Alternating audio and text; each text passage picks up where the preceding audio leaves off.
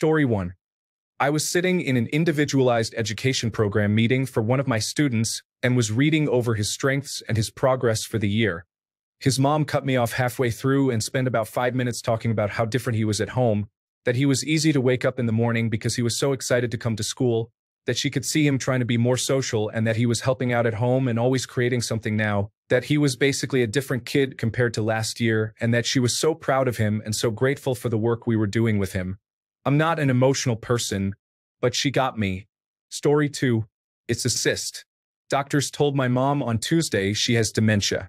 Devastating news for everyone. Friday, the doctor called again after her magnetic resonance imaging came back. It's a cyst, an arachnoid cyst, not dementia, something that can be treated and won't slowly torture and erase her. Story 3. I hadn't seen my biological father since I was 4. When I was 18, I went to a family reunion and was told that everyone had pitched in to get my father round-trip tickets to come to the reunion. I was actually excited about the prospect of meeting this man that I had no memory of and had seen only 2 pictures of. The day of the reunion, I was as happy as I had ever been, but the rest of the party seemed off for some reason that I didn't know yet. I had gone to the bathroom, and when I came out, I saw a picture hanging on the wall of all the family members. Among them was a picture of him in his early 20s. It was like looking in a mirror. I brought this up to my grandparents and my aunt, and then asked when he was going to arrive. It was at this point that they finally told me he never picked up the tickets. Story 4. It wasn't said to me, but it was about me. My mom got diagnosed with cancer and was given weeks to live. Her first words to my sisters were, "Please take care of your brother. She passed earlier this year. Every time I think about it, I have to hold it together." Story 5. If they wanted to, they would. The first time I heard that, it really hit me badly. I stopped yearning for people who will never change or reciprocate, and it made me cry. Story 6. Where are you going to go? Poor you doesn't have any family anymore. Ha ha ha, said my abuser every time I'd try to have a calm conversation about setting me free. My only family had already died before he changed, and he knew I was still raw. Story 7. I'm sorry, it's a fatal diagnosis. Scan of my second baby, when all the tests came back clear for why my first baby passed. I thought I was in the clear and got excited. I dissolved. Story 8. I've never trusted anyone as much as I trust you, my husband said when he proposed to me. Nothing anyone else had ever said to me meant as much as that did. Story 9. He cannot see without his glasses from the movie My Girl. I do not know how she acted that so well, but it is a deep and painful reflection of the thinking a child occupies around death. I remember my brother always used mechanical pencils when he was in school, and after his death, I was in class using one of his pencils that had ended up in my case. My quick brain processed the thought that I had to return the borrowed pencil, followed by devastation at that type of objective thinking. Like your brain cannot cope with the fact of something so final, it finds these other facts to stick to, and it is true. He cannot see without his glasses. It is easier to process that thought than he cannot see anymore. Story 10. I've never played it, but there's a quote from God of War Ragnarok that absolutely floored me. The culmination of love is grief, and yet we love despite the inevitable. We open our hearts to it. When the pyre is spent and you've gathered my ashes, spread them from the highest peak in all the realms. You will do this for me. To grieve deeply is to have loved fully. Open your heart to the world as you have opened it to me, and you will find every reason to keep living in it. I was in the thick of severe, life-changing grief and only just beginning to manage it. That quote had me bawling, but it inspired me to keep going. Story 11. You deserved it, my ex I wasted 5 years of my life with and dated for 2 years. Context? He cheated on me the entire time. He said because I worked in a male-dominated field, I would be tempted to cheat, and that's how he justified doing it. I never dreamed of cheating on the man, and at one point, I considered asking him to marry and move in with me. Joke's on him, though. I am now engaged to a wonderful man and set to be married next year. Story 12. Out for dinner with my dad and my foster sister after she came to visit after 15 years. A guy my dad works with walked up to our table. He nods to my sister and asks my dad, "Is that your daughter?" With me sitting right across. He says, "Are you kidding? I could never have a daughter that beautiful." Decided never to share what he said with my little sister. Geez, it's been years and he passed in 2016, but that memory still tears me up. I don't care if your daughter is a bald hunchback dude. Don't ever say something like that in front of your kid. Story 13. I see the other day I was listening to Rain City Drive, the band, and they have a song called something, I don't remember, Friends, and it was, I wouldn't talk to my friends the way I talk to myself. Story 14. I don't understand how you can have the most messed up life imaginable and still be the nicest person I know. It was said to me by my deceased best friend, who was the only one I opened up to at the time. That comment wouldn't have meant anything to me from anyone else. Story 15. My son is on the spectrum and wasn't really verbal as a kid. When he was about 6, we were shopping and out of nowhere he said, "Love you, Daddy." It brought me to tears and I almost had to take a knee and sit down. I was so overcome with tears of joy. I'm tearing up now typing that. Story 16. When I was going through something horrible, my grandma, who used to abuse me for years when I was little, said, "Sweetie, you are important. You matter." I used to think she hated me until she apologized for everything, and we talked about what had happened in the past. I love my grandma, and she loves me. Story 17. When you look up at the sky at night, since I will be living on one of them, since I will be laughing on one of them, for you it will be as if all the stars are laughing. You will have stars that can laugh. Story 18. Not one I heard, but my mom did. When the police came to her house and asked, "Are you the parent of?" It was about me. I had flipped my car. She told me her heart dropped to her stomach. She thought I was dead. Story 19. Came home from a night shift, and my fiancée just did a bunch of little things to welcome me home. Left a can of soda for me in the fridge to stay cold, had some snacks out. When she said, "Welcome home," I just broke down from not being used to that. Story 20. Let me go. I want to die.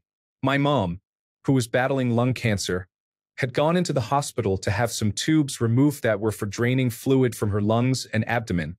She wanted to go into hospice care, and to do so comfortably. When she went in for the procedure, she had trouble coming out of anesthesia. They discovered signs that she had a mild stroke probably days before, explaining her diminished ability to speak. When she did regain consciousness, it was mostly one-word responses. One of those was pain. While we were in the emergency room, mustering all her strength, she looked at my aunt, then my dad, then me, repeating to each of us individually, "Let me go."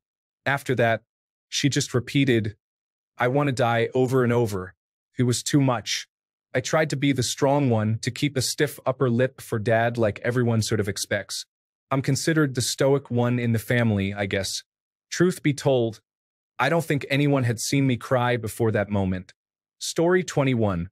When my mother said, "I'm taking a break from you," after I told her that I wouldn't have her in my life because of her decision to live with a registered sex offender.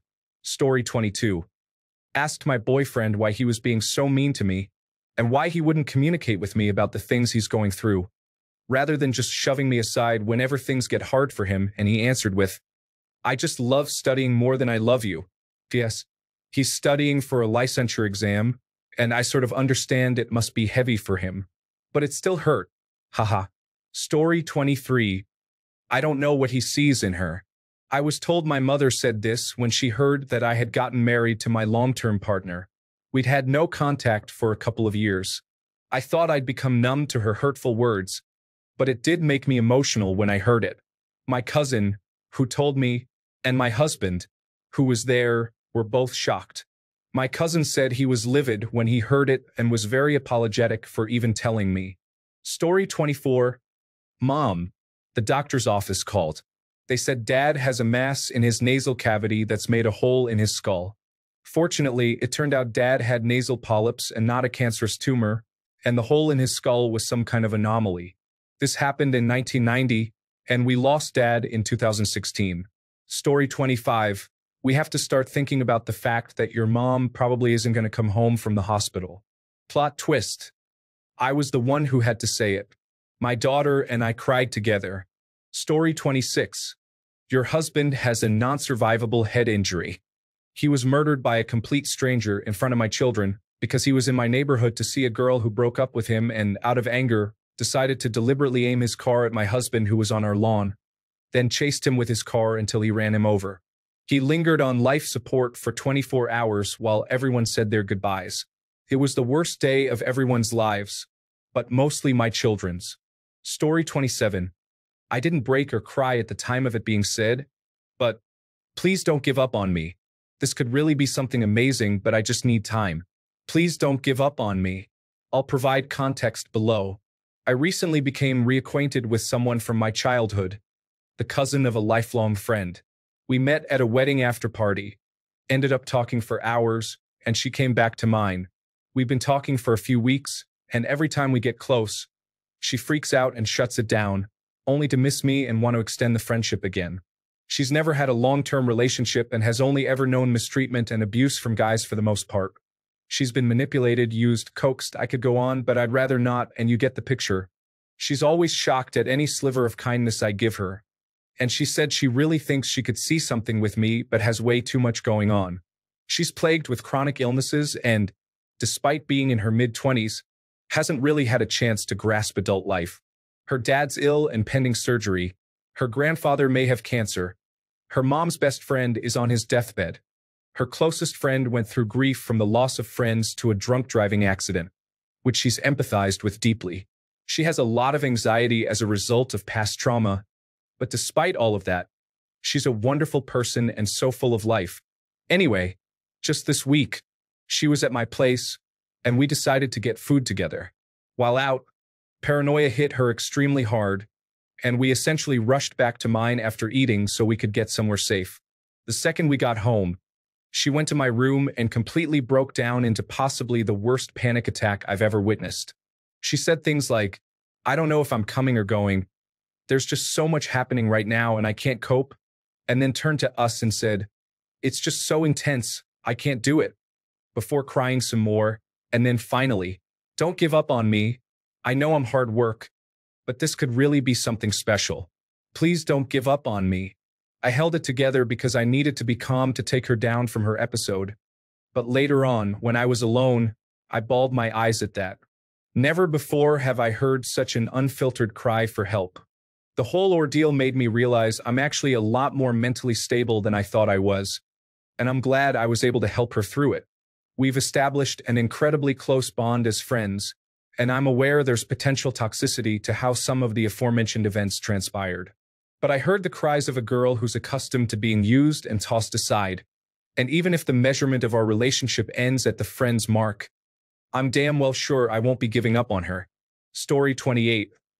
I was 23, was on a psychiatric ward for the first time, and my mom could no longer cope with me living at home. At the time, I was undiagnosed, which eventually turned into a borderline personality disorder diagnosis, and I did not react well. There were a lot of tears, confusion, feelings of abandonment, and so on. It was the best thing she ever did for me. It still hurts when I remember it, but with a lot of therapy, I understood why she did it. And she's still there for me 18 years later. Story 29. You are the strongest woman I know. From my husband when I was in the midst of an anxiety crisis with panic attacks. I was afraid to drive and was late to work every day if I made it at all.